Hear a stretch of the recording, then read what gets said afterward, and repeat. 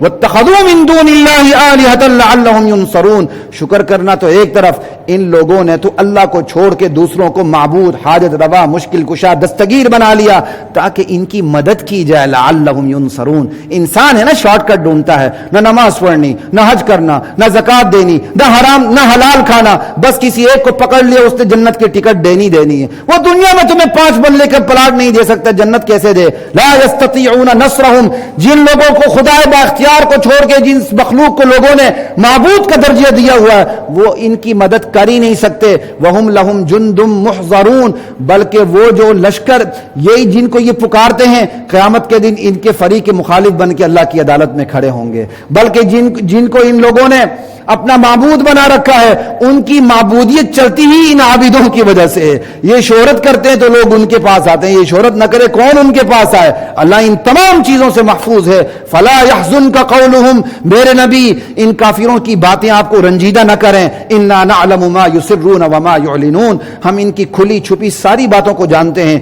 اولم ير الانسان انا خلقناه من نطفه. یہ انسان دیکھتا نہیں ہم نے اسے نطفے سے پیدا کیا ہے، اور نطفے سے پیدا ہونے والا انسان فَإِذَا هُوَ خَصِيمٌ مُبِينٌ. ہمارے سامنے آ کے جھگڑالو بن جاتا ہے، منہ کھولنے لگتا ہے. اوقات دیکھو اس کو ہم نے پیدا اس کو کس سے کیا ہے.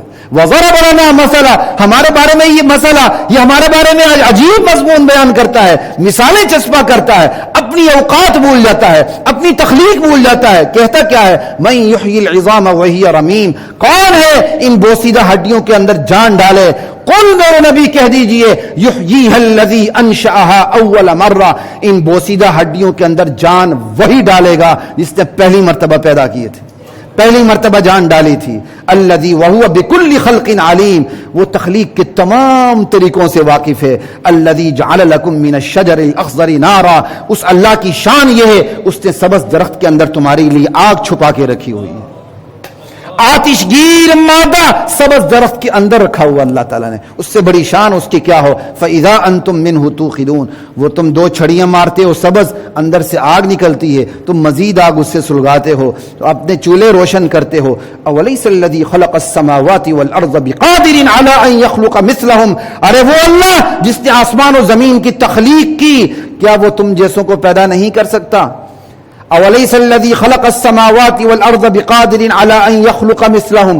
جس اللہ نے آسمان و زمین تخلیق کی وہ انسانوں کو پیدا نہیں کر سکتا، انسان جیسوں کو پیدا نہیں کر سکتا.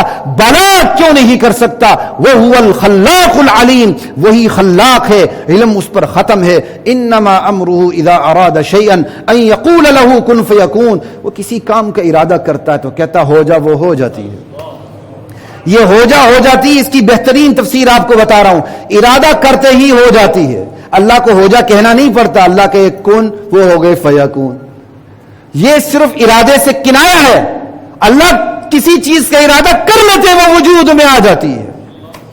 یہ تفسیر تمام سوال و جواب سے پاک ہے، وگرنہ اس کے اندر فلسفیانہ سوالات اٹھ جاتے ہیں جو اس وقت بیان کرنے کا موقع نہیں. لا الہ الا اللہ. فسبحان الذی بیدہ ملکوت کل شیء والیہ ترجعون. پاک ہے وہ اللہ جس کے قبضے قدرت میں کائنات کا اقتدار ہے، حکومت ہے، بادشاہت ہے، سلطنت ہے. والیہ ترجعون. وہ اللہ جس کی طرف تم سب نے لوٹ کے جانا ہے. یہ ہے سورہ یاسین کا مختصر ترجمہ تشریح. آج میں نے دوڑ لگا کے پوری سورہ یاسین آپ کے سامنے رکھ دی تاکہ بندہ بن جائے، کیونکہ بندہ اپنی اوقات سے نکل جاتا ہے، بندہ اپنے پاجامے سے باہر ہو جاتا ہے. لیکن تھوڑا سا جب یہ پڑھ لیتا ہے نا تو پھر بندہ دوبارہ پاجامے اور جامے کے اندر آ جاتا ہے. اللہ ہمیں واپس اپنی اوقات میں آنے کی توفیق عطا فرمائے. وآخر دعوانا ان الحمدللہ رب العالمین. جی یار آپ بحث ختم